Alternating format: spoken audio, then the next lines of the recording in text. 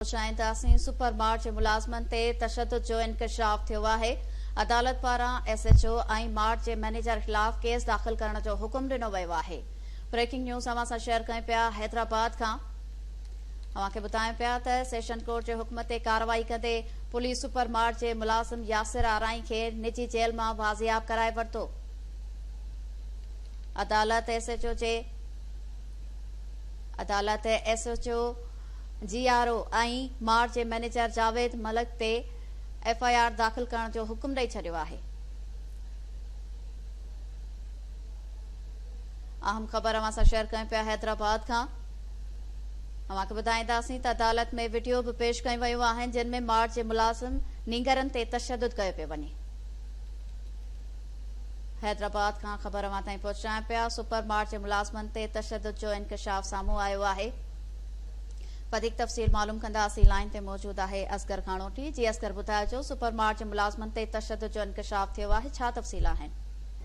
जी बिल्कुल, हैदराबाद जे इलाइक़े ठंडी सड़क ते सुपर मार्केट जे मुलाज़िमनि ते नामालूम हद ते हफ़्ते बेजाम रखी तशद्दुद करण वारी वीडियो वायरल थी आहे। जॾहिं इन हवाले सां सेशन कोर्ट हैदराबाद में मुलाज़िम यासिर आराई जे भेण ज़ोहा आराई पारां दरख़्वास्त पिणु दाख़िल कई वई, जंहिंखां पोइ वीडियो बि साम्हूं आई आहे। ज़ोहा सुपर मार्ट ते इल्ज़ाम हयो आहे त उनजो मैनेजर जावेद मलिक ऐं CEO जेको आहे उहो इफ्तिखार उहे ऐं GR थाणे जो SHO गॾिजी करे उते मुलाज़िमनि खे पघारूं वधाइण जे शिकायतुनि खां पोइ उन्हनि ते मुख़्तलिफ़ क़िस्म जा इल्ज़ाम हणनि था। चोरीअ जा इल्ज़ाम हणी उन्हनि खे हफ़्ते बेजाम रखी तशद्दुद कनि था ऐं तशद्दुद करण खां पोइ उन्हनि खां चोरीअ जा जेके इल्ज़ाम आहिनि उहे उन्हनि जा इक़रार कराए उन्हनि जे मथां FIR दाख़िल कराईंदा।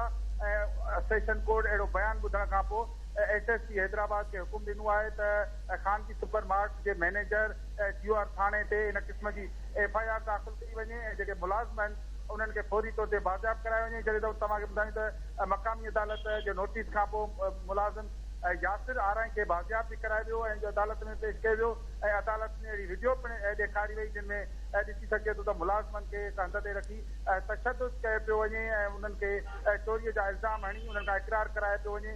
ऐं जॾहिं त इन हवाले सां दरख़्वास्त गुज़ार यासिर आराई जे भेण ज़ोहा आराई जो चवणु आहे त जॾहिं बि मुलाज़िम उन मार्ट में पघार वधाइण जो मुतालबो कंदा आहिनि त उनजो मालिक ऐं मैनेजर उन्हनि मुलाज़िमनि ते चोरीअ जा इल्ज़ाम हणी ऐं उन्हनि खे हफ़्ते बेजाम रखी उन्हनि ते तशद्दुद कनि था जो उहो महमूल बणियल आहे। हिन वक़्तु बि 2 मुलाज़िम आहिनि उहे लापता आहिनि।